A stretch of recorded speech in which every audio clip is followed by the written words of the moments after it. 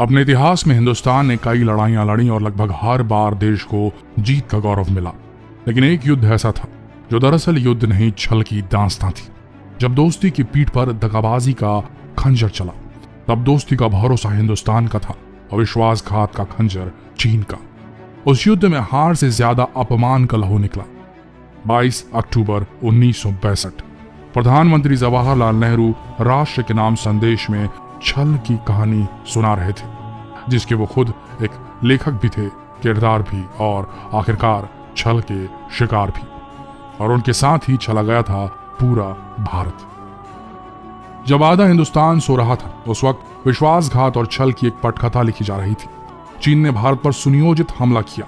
अरुणाचल से लेकर चीन की सेना ने न सिर्फ सीमा रेखा लांघी, बल्कि दोस्ती के नाम पर भी घात किया था।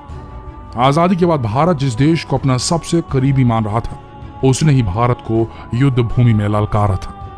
1947 में भारत को आजादी मिली और उसके ठीक 2 साल बाद यानी 1949 में माओ त्से तुंग के नेतृत्व में साम्यवादी दल ने 1 अक्टूबर 1949 को चीनी लोक गणराज्य पीपल्स रिपब्लिक ऑफ चाइना की स्थापना की।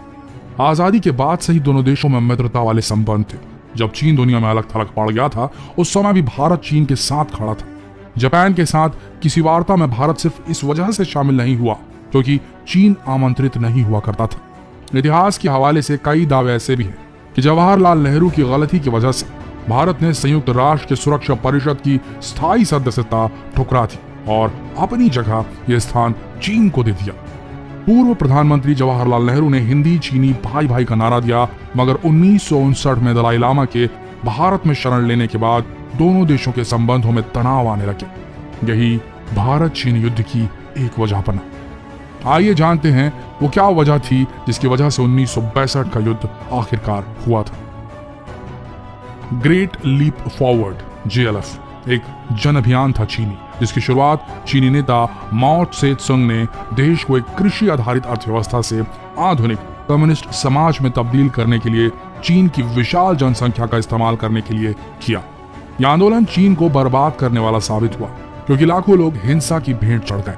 इससे माओ त्से तुंग की देश की सत्ताधारी communist party of China CPC के सर्वोच्च नेता के तौर पर स्थिति बेहद कमजोर हो गई और इसीलिए उन्होंने कई व्यवहारिक मुद्दों पर से नियंत्रण खो दिया चीन में। इसलिए वो साबित करना चाहते थे कि वो अब भी सत्ता में है। विशेष रूप से सेना का नियंत्रण माओ त्से तुंग के ही हाथ में है, ये वो साबित करना चाहते थे। इसलिए उन्होंने तिब्बत के कमांडर को बुलाया और पूछा कि क्या आप इस बात का भरोसा दिला सकते हैं मुझे कि भारत से आप युद्ध जीत सकते हैं? नहीं। झांग गुओ हुआ तिब्बत रेजिमेंट के तत्कालीन PLA कमांडर थे। कमांडर ने कहा, हाँ माओ त्से, हम युद्ध आसानी से जीत सकते हैं। तब माओ त्से तुंग ने कहा, आगे बढ़ो और इसे अंजाम दो। इसका उद्देश्य ये प्रदर्शित करना था कि सेना पर उनका व्यक्तिगत नियंत्रण है। इसलिए इसका भारत चीन सीमा विवाद से बहुत कम ही लेना देना था। युद्ध के शुरू होने तक भारत को पूरा भरोसा था कि युद्ध शुरू नहीं होगा।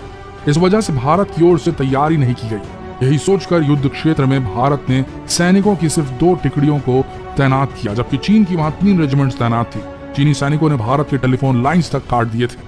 इससे भारतीय सैनिकों के लिए अपने मुख्यालयों से संपर्क करना मुश्किल हो गया था। भारतीय सेना इस हमले के लिए तैयार नहीं थी।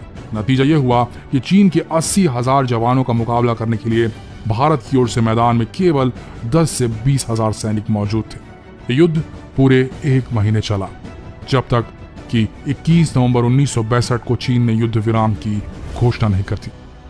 भारत की हार के पीछे केवल ये कारण नहीं था, कारण कुछ और भी थे और उनकी तफ्तीश अभी बाकी थी। सवाल ये थे, क्या तय थी 1962 में चीन के हाथों भारत की हार? क्या बिना तैयारी के भेजे गए थे भारतीय सैनिक? क्या मोर्चे पर चीन की तैयारियों के बारे में भारत के पास कोई सूचना नहीं थी? दरअसल इन्हीं सवालों का जवाब लेफ्टिनेंट जनरल नील एंडरसन और ब्रिगेडियर PS भगत ने अपनी रिपोर्ट में ढूंढने की कोशिश की थी। इस रिपोर्ट को गोपनीय घोषित कर दिया गया था। इसकी दोनों कॉपियों को रक्षा मंत्रालय में सुरक्षित रख दिया गया था। लेकिन 1962 के दौर में टाइम्स मैगजीन के संवाददाता के तौर पर दिल्ली में काम कर रहे मैक्स नेविल ने इस रिपोर्ट के मौजूद होने का दावा किया था। उन्होंने इस रिपोर्ट को ऑनलाइन डाल दिया था। उस जमाने में मैक्स नेविल का दावा था कि रिपोर्ट में हार के लिए नेहरू की नीतियां जिम्मेदार थी। नेहरू की फॉरवर्ड पॉलिसी पूरी तरह नाकाम साबित हुई थी। साथ ही दिल्ली और सेना के फील्ड कमांडरों के बीच तालमेल की बेहद कमी थी। सैनिकों की खराब तैयारियां और संसाधनों की कमी को भी जिम्मेदार माना गया था। ऑस्ट्रेलियाई पत्रकार मैक्स नेविल ने एक किताब इंडियाज चाइना वॉर लिखी, जिसमें सीक्रेट रिपोर्ट के हवाले से कई दावे किए गए। 1961 के मध्य तक चीन के सुरक्षा बल सिकियांग तिब्बत सड़क पर वर्ष 1957 की अपनी स्थिति से 70 मील आगे बढ़ चुके थे। भारत की 14,000 वर्ग मील जमीन पर उन्होंने कब्जा कर लिया था। देश में इसकी तीखी प्रतिक्रिया हुई। सरकार आलोचनाओं के घेरे में फंस गई। आलोचनाओं से तंग आकर नेहरू ने तत्कालीन सेना प्रमुख पीएन थापड़ को चीनी सैनिकों को भारतीय इलाके से खदेड़ने का आदेश दे डाला। थापड़ बहुत पहले से सेना की बदहाली से अवगत करा रहे थे। बार बार वो हथियार और संसाधनों की मांग कर रहे थे। नेहरू ने कभी उनकी बात पर ध्यान नहीं दिया। शायद प्रधानमंत्री को रक्षा मंत्री वी कृष्णा मेनन की बातों पर ज्यादा भरोसा था, जिन्होंने सेना की क्षमता और तैयारी के बारे में उन्हें बढ़ा चढ़ाकर बता रखा था। 13 अक्टूबर 1962 श्रीलंका जाते हुए नेहरू ने चेन्नई में मीडिया को बयान दिया कि उन्होंने सेना को आदेश दिया है कि वो चीनियों को भारतीय सीमा से निकाल फेंके। नेहरू के इस बयान से सैनिक हेडक्वार्टर हक्का बक्का रह गया। जब सेना प्रमुख थापड़ ने रक्षा मंत्री से इस बारे में पूछा हड़बड़ाकर, तब उनका जवाब था कि प्रधानमंत्री का बयान राजनीतिक स्टेटमेंट है। इसका अर्थ है कि कार्रवाई 10 दिन में भी की जा सकती है, 100 दिन में भी की जा सकती है और 1000 दिन से भी ज्यादा लग सकते हैं। लेकिन नेहरू के स्टेटमेंट के 8 दिन बाद चीनियों ने आक्रमण कर दिया। हमारे हिसाब से अगर 1962 के इंडिया चाइना वॉर का सही तरीके से एनालिसिस किया जाए तो नतीजा ये आएगा कि ढिलाई भारत की ओर से हुई थी और इसके पीछे थी पॉलिटिकल केयरलेसनेस, अपने देश की सीमाओं की सुरक्षा में की गई केयरलेसनेस, सेना को लड़ाई के लिए रिसोर्सेज अरेंज कर न दे पाने की केयरलेसनेस। और इस केयरलेसनेस के बाद आज 2020 के भारत को ये बात गांठ बांध कर रख लेनी चाहिए कि भारत चीन बॉर्डर सेफ नहीं है। 130 करोड़ लोगों का देश है भारत।